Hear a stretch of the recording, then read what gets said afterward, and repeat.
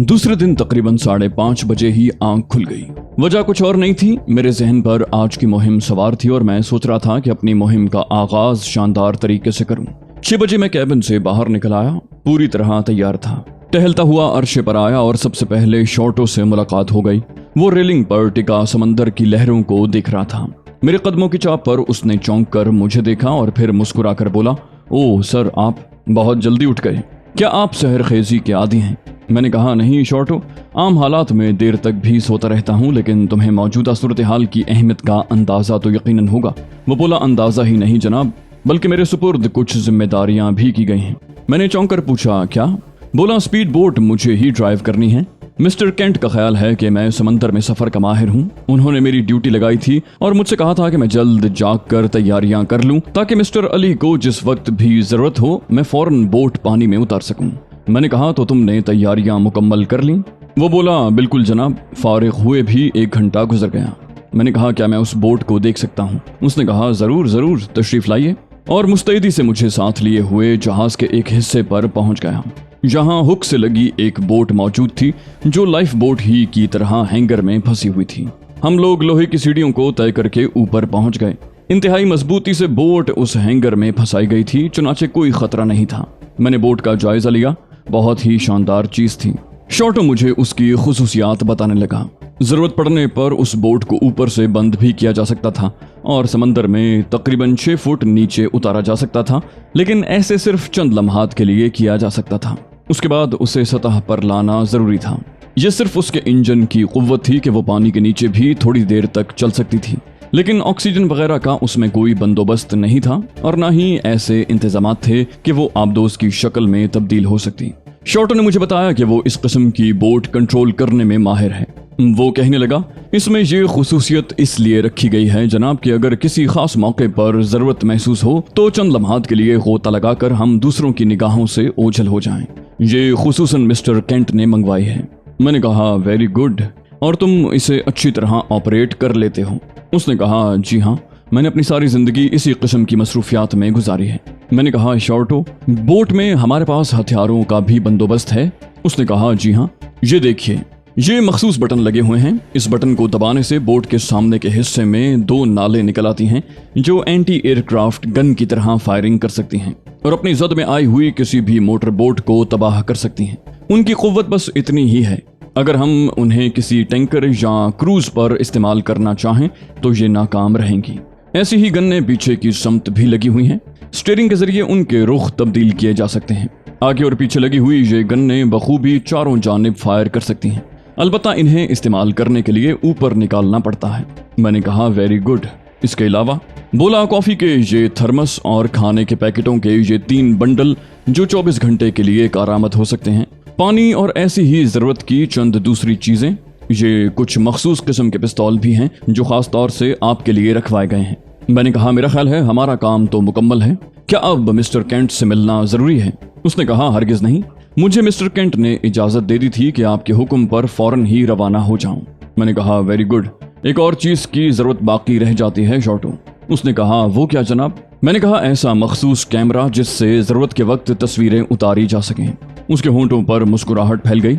उसने बोट का एक खाना खोला और एक छोटा सा वाटरप्रूफ कैमरा निकाल कर मेरे हवाले कर दिया। बोला, ये लोडेड है जनाब, आप इससे पानी के नीचे भी तस्वीरें खींच सकते हैं। मैंने एक गहरी सांस ली और फिर शॉर्टो के शाने पर हाथ रख कर बोला, इंतहाई शानदार, मैं इस बात का एतराफ करता हूँ शॉर्टो। वो बोला, शुक्रिया जनाब। अब क्या प्रोग्राम है? क्या नाश्ते के बाद हम अपनी मुहिम पर रवाना होंगे? मैंने कहा, भाई, अगर मुहिम के दौरान ही नाश्ता किया जाए तो क्या हर्ज है? वो बोला, कोई हर्ज नहीं है, अब तो हमें नीचे उतरने की भी जरूरत नहीं है, क्या ख्याल है? मैंने कहा, बिल्कुल, और फिर शॉर्टो के साथ बोट में आ बैठा। सिर्फ 2 आदमियों के बैठने की गुंजाइश थी, बाकी बोट में मशीनरी वगैरह फैली हुई थी। शॉर्टो ने हैंगर के हुक खोले और उसके बाद एक क्रेन बोट को नीचे उतारने लगी। क्रेन ने पहले बोट को आगे बढ़कर जहाज के किनारे से समंदर की ऊपरी सतह तक पहुंचा दिया। उसके बाद वो उसे नीचे उतारने लगी। तमाम काम ऑटोमेटिक थे, ऊपर से किसी को कंट्रोल करने की जरूरत नहीं थी। नीचे पहुंचने के बाद शॉर्टो ने हुक निकाल दिए और ऑटोमेटिक क्रेन वापस अपनी जगह पलट गई। अब बोट समंदर में थी। शॉर्टो ने उसे स्टार्ट किया और फिर सुस्त रफ्तारी से आगे बढ़ा दिया। High speed boat Aahista Aahista रफ्तार पकड़ती जा रही थी और अब वो सिर्फ पानी की सतह को छूती हुई चल रही थी। शॉर्टो ने एक दूरबीन निकालकर मेरी तरफ बढ़ा दी और मैंने शुक्रिया के साथ उसे कबूल कर लिया। अब तक सब कुछ मेरी मंशा के मुताबिक हो रहा था, लेकिन उसके बावजूद भी मैं मोहतात ही था। जहाज पर मेरे मावन जितने लोग थे, यकीनन तारीना हार्डो ने उन्हें अच्छी तरह चेक कर लिया होगा और उनमें कोई भी ऐसा नहीं होगा जो इस मिशन के लिए खतरनाक हो। उसके बावजूद हायल जोशियों की कुव्वत को भी मद्देनिगाह रखना था। इतना बाइख्तियार शख्स अपने तहफ़्फ़ुज़ के लिए जिस तरह भी बंदोबस्त करना चाहे कर सकता था। शॉर्टो ने जिस रुख पर कश्ती को मोड़ा था, मैंने उस पर एतराज़ नहीं किया था। काफ़ी दूर पहुंचने के बाद शॉर्टो ही को उसका ख्याल आया और उसने मेरी तरफ रुख करके पूछा, मिस्टर अली, आप किसी खास समत जाना चाहते हैं तो मुझे गाइड करें। मैंने कहा, चलते रहो, मेरा ख्याल है कि तुम सही समत जा रहे हो। कश्ती का रुख इन्हीं छोटे छोटे जजीरों की तरफ है ना, जो अपनी खूबियों के सबब मशहूर हैं। उसने कहा, हाँ वो देखिए, जज़ायर का सिलसिला शुरू हो चुका है। ये कहकर उसने कश्ती की रफ्तार हल्की कर दी। मैं गहरी निगाहों से जजीरों के उस सिलसिले को देखने लगा। उन पर दरख्तों की बहुतात नजर आ रही थी। बज़ाहिर उन पर कोई मुतनफ़्फ़स नजर नहीं आ रहा था और मैं सोच रहा था कि इन सुनसान और गैराबाद जजीरों को वाकई आसानी से मुजरिमाना कार्रवाइयों के लिए इस्तेमाल किया जा सकता है। बिलाशुबा ये इलाका दुनिया का अजीब तरीन इलाका कहा जा सकता था। तमाम जजीरे वीरान और गैराबाद थे। सिर्फ एक आध जजीरे पर मुझे कुछ झोंपड़े नजर आए और मैंने शॉर्टो से उनके बारे में सवाल किया। उसने कहा, सर ये माहीगीरों की बस्तियां हैं। कहीं कहीं इन जजीरों पर माहीगीर रहते हैं। वो मछलियां पकड़ते हैं और आबाद जजीरों पर ले जाकर फरोख्त कर देते हैं और इस तरह अपना पेट पालते हैं। मैंने कहा, ठीक है, चलते रहो। वो बोला, अगर आप चाहें तो किसी भी जजीरे पर उतर कर इन माहीगीरों से मुलाकात कर सकते हैं। मैंने कहा, अभी नहीं, अभी मैं अतराफ में दूर दूर तक का जायजा लेना चाहता हूँ। शॉर्टो ने कहा, जैसा आप पसंद करें, और उसके बाद कश्ती उस तरफ से वापस मोड़ दी। फिर दूर से उसने मुझे फोर कॉज भी दिखाया जहां आबादी मालूम हो रही थी और उसके बाद वहां से भी पलट पड़ा। फिर समंदर में एक जगह उसने कश्ती के इंजन बंद कर दिए। उस वक्त दिन का 1 बज चुका था। हमने न जाने कितना समंदरी सफर तय कर लिया था।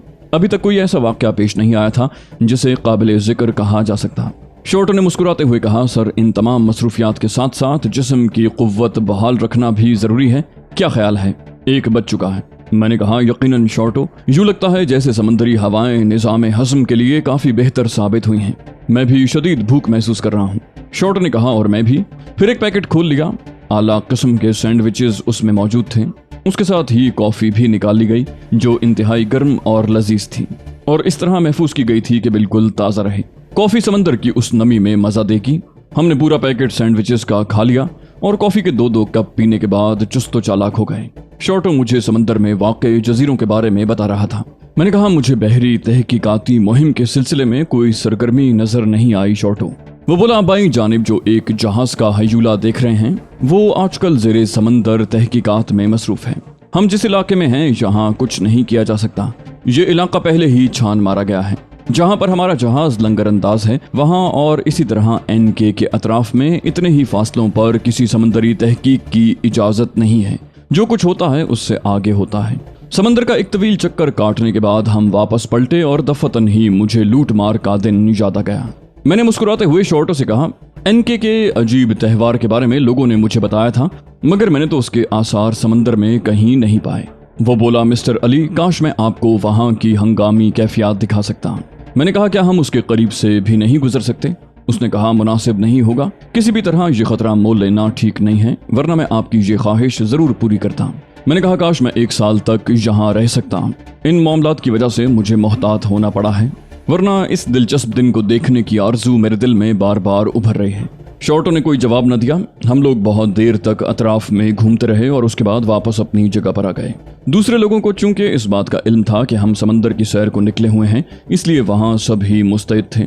मोर ने दूर ही से हमें देख लिया और हाथ हिलाकर इशारा किया कि वो कश्ती को ऊपर उठाने का बंदोबस्त कर रहा है और चंद लम्हात के बाद उसी मखसूस क्रेन के जरिए हाई स्पीड बोट ऊपर उठाकर हैंगर में फिट कर दी गई और हम लोग लोहे की सीढ़ी से नीचे उतर आए।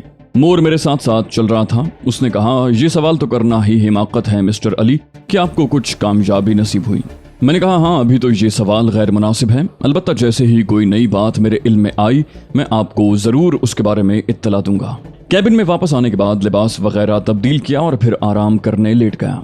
दिन में जो कुछ देखा था उसका नक्शा जहन में घूम रहा था। बार बार ये एहसास दिल में पैदा होता था कि ये काम बहुत मुश्किल साबित होगा। सिर्फ समंदर गर्दी करने से कुछ हासिल नहीं होगा।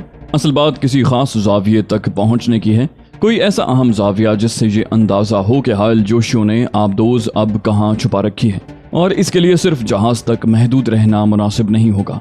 मेन जगह एनके थी जिसे नजरअंदाज करना बेहतर नहीं था। मैंने ये बात अच्छी तरह महसूस कर ली थी कि जहाज पर मौजूद लोग मुतजाद मिजाजों के मालिक हैं। केंट इस सिलसिले में काम जरूर कर रहा है, लेकिन किसी कदर बददिली से। जो सरगर्मी होना चाहिए थी वो नहीं थी। तमाम लोग मुझसे ताउन करने पर जरूर आमादा थे, लेकिन उनमें से किसी के भी अंदर वो जज्बा नहीं पाया जाता था जो दर हकीकत कामयाबियों से रुशनास करवाता है। एक आध बार ये ख्याल भी मेरे जहन में आया कि मुमकिन है तारीना हार्डो ने जो कुछ कहा हो उसमें सदाकत ना हो, मामला मुकम्मल तौर पर ज़ाती हैसियत रखता हो और फ़लस्तीनियों को सिर्फ इसराइल के नाम पर इसमें मुलव्वस कर लेना कोई साजिश भी हो सकती थी। लेकिन ये बात उस वक्त सोचने की थी जब इस मुहिम का आगाज नहीं हुआ था। अब तो ये सब कुछ सोचना बेकार था। फिर जहन में तहजीब मैल्कम एक्स का ख्याल आया। पता नहीं वो किस हाल में हो। अभी तक ट्रांसमीटर पर उससे राब्ता कायम नहीं हुआ था। उससे जुदा होते हुए भी इस सिलसिले में कोई प्रोग्राम तरतीब नहीं पाया था। वजह यही थी कि वो अचानक चली गई थी। मैंने सोचा कि खुद ही क्यों ना उससे राब्ता कायम करने की कोशिश की जाए। चुनाचे वो नन्हा सा ट्रांसमीटर जो तारीना हार्डो ने मुझे दिया था निकाल कर मैंने कैबिन का दरवाजा अंदर से बंद कर लिया और फिर उसकी फ्रीक्वेंसी सेट करने लगा। चंद लम्हात के बाद अपनी इस कोशिश में मुझे कामयाबी नसीब हो गई। फिर चंद ही सेकंड गुजरे थे कि दूसरी तरफ से तहजीब मैल्कम एक्स की आवाज सुनाई थी। हेलो हेलो तहजीब मैल्कम एक्स। मैंने कहा तुम जानती हो मैं कौन बोल रहा हूँ? तहजीब ने कहा नहीं, मैं नहीं जानती। नाम बताओ। मैंने कहा अली जार खान। उसकी आवाज आई गुड। अली में रात होने का इंतजार कर रही थी और उलझन यही थी कि पता नहीं तुम किन मसरूफियात का शिकार हो। जल्दी से मुझे अपनी खैरियत बताओ। मैंने कहा क्या रात को तुम मुझसे राब्ता कायम करने वाली थी? तहजीब ने कहा हाँ, तुम खैरियत से तो हो ना? उसके लहजे में बेचैनी थी। मैंने कहा हाँ बिल्कुल ठीक हूँ, कोई ऐसी बात नहीं जो काबिल जिक्र हो। बोली काम का आगाज हो गया? मैंने कहा हाँ। बोली कहाँ से बोल रहे हो? एनके से? मैंने कहा नहीं, मार्शल से। वो बोली अच्छा। मैंने कहा तुम सुनाओ तहजीब, किस पोजीशन में हो? बोली निहायत पुरसुकून, बहुत मौजूं। वो शख्स वक्त से पहले मेरे पास पहुंच गया जो मुझे मैडम मार्टिना से मिलवाने वाला था। उस वक्त मैं तुमसे राब्ता कायम न कर सकी क्योंकि ये उसूल के खिलाफ था। बहरहाल मैं इंतहाई पुरसुकून अंदाज में मैडम मार्टिना की रिहाइश गाह पर पहुंच गई हूँ। बड़ी उम्दा जगह है ये, जिंदगी की तमाम सहूलतें मुहैया हैं। मैडम मार्टिना एक पुरखुलूस और ताउन करने वाली खातून है, और सबसे बड़ी बात यह है अली कि यहाँ एक ऐसा हाई फ्रिक्वेंसी निज़ाम मौजूद है जिसके जरिए हम तारीना हार्डो से राब्ता कायम कर सकते हैं। मैडम ने उसकी तमाम तफसीलात मुझे बता दी हैं। मैडम की यहाँ आमद इसी सिलसिले में हुई है और उन्होंने निहायत महारत से यहाँ अपने लिए एक मकाम बना लिया है। दरअसल इस जगह को हेडक्वार्टर बनाने के लिए मैडम हार्डो ने ये इंतजाम किए हैं। मैडम मार्टिना बूढ़ी और बेजरर खातून हैं, इसलिए कोई उनकी जानिब ये तवज्जो नहीं दे सकता कि वो किसी खास मामले में मुलव्विस होंगी। मैंने पूछा तमाम पोजीशन का उन्हें इल्म है? बोली हाँ बिल्कुल, वो खूब जानती हैं कि हम लोग किस मकसद के लिए काम कर रहे हैं और उनका मुकम्मल ताउन हमें हासिल रहेगा। मैंने कहा ठीक है, मैं तुम्हारी तरफ से जरा बेचैन था, ये जानकर खुशी हुई कि तुम मुतमईन हो। वो बोली हाँ, एक बाकायदा स्टाफ मौजूद है यहाँ और ये तमाम लोग हमारे लिए काम करने को तैयार हैं। मुझे तुमसे ये भी कहना था कि कोई ऐसा काम जो तुम अपने तौर पर न कर सकते हो और उसमें तुम्हें मुश्किलात पेश आएं, मुझे बता सकते हो। मैं उसे अंजाम देने की कोशिश करूंगी। उसके अलावा अगर कोई पैगाम मैडम हार्डो तक पहुंचाना हो तो वो भी तुम मुझे ही दे दो, मैं उन तक पहुंचा दूंगी। मैंने कहा ठीक है तहजीब।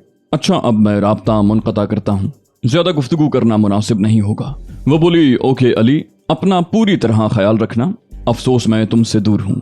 मैंने कहा खुदा हाफिज और ट्रांसमीटर बंद कर दिया। तहजीब की तरफ से अब सुकून हो गया था, कम से कम वो महफूज जगह थी। इन तमाम कामों से फारिग होने के बाद मैं बाहर निकला तो जेनिस नजर आ गई। जेनिस के बारे में अब मैंने सोचना छोड़ दिया था। उसने मुझसे किसी जरूरत के बारे में पूछा था और मैंने शुक्रिया के साथ उससे कह दिया था कि मैं बिल्कुल ठीक हूँ, फिल वक्त कोई जरूरत नहीं है। रात के प्रोग्रामों में मैंने उसे शामिल करना मुनासिब नहीं समझा था। तकरीबन 7:30 पौने 8 बजे मैं बाहर निकल आया था। थोड़ी देर तक अरशे की सैर करता रहा और उसके बाद उस तरफ बढ़ गया जहां ओपन एयर रेस्तोरां और जुआ खाना था। रेस्तोरां में बिछी हुई कुर्सियों पर लोग बैठे मशरूबात से शुगल कर रहे थे। मैं जुआ खाने में दाखिल हो गया और अंदर का मंजर देखकर मेरी आंखें ताज्जुब से फैल गईं। ये तो बाकायदा एक क़िमार खाना मालूम होता था। यहाँ काफी लोग मेजों पर जुआ खेल रहे थे। मैं उन मेजों के दरमियान चकराता रहा। एक दो जगह मुझे पेशकश भी की गई, लेकिन मैंने मुस्कुरा कर माजरत कर ली और थोड़ी देर के बाद वहां से निकलकर खुली जगह में आ बैठा। एक वेटर मेरे पास पहुंच गया था। मैंने उसे एक मशरूब का ऑर्डर दे दिया और वो चला गया। ज्यादा देर नहीं गुजरी थी कि दफतन अकब से एक आवाज सुनाई दी। शनासाई के लिए तवील मुलाकातें तो जरूरी नहीं हैं, बस एक ही मुलाकात काफी होती है मिस्टर अली। और तन्हा बैठे हुए लोग कुछ ज्यादा मुतमईन नहीं होते। गर्दन घुमाकर देखा तो कैंट की बीवी खड़ी थी।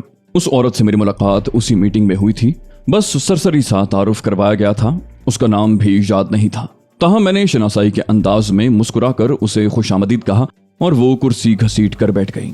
उसने कहा, यकीनन आप तन्हाई महसूस कर रहे होंगे मिस्टर अली। उसकी आंखों से एक अजीब सी कैफियत का इजहार होता था। पलकें झुकी जा रही थीं। गालिबन वो पिए हुए थी। मैंने कहा, जी हाँ, तशरीफ रखिए। बोली, मेरा नाम शेरी है। आप मुझे भूल तो नहीं गए मिस्टर अली? मैंने कहा, नहीं मैडम, आपको भूलना क्या मानी रखता है। और फिर खुद ही अपने अल्फाज पर मुझे शर्मिंदगी हुई। बिला वजह ऐसी बात कह गया था। वो मेज पर कोहनियां टिकाकर हंसने लगी। बोली, कुछ लोग भूल जाने के आदी होते हैं, पता नहीं क्यों। मैंने पूछा, क्या मंगवाऊं आपके लिए? बोली, मैं आपके सामने रखे हुए मशरूब से कोई दिलचस्पी नहीं रखती। जिंदगी का हुस्न इसमें नहीं है। आप इस बदनुमा शय से क्यों शुगल कर रहे हैं? क्या आपको हसीन चीजों से दिलचस्पी नहीं है? मैंने कहा, क्यों नहीं, लेकिन उसके लिए वक्त का इंतखाब जरूरी होता है। वो बोली, मैं जिंदगी में वक्त के इंतजार की कायल नहीं हूँ। बराह करम मेरे लिए मेरी ही हम नाम शय मंगवा लें। मैंने हंसकर कहा, ओ शेरी।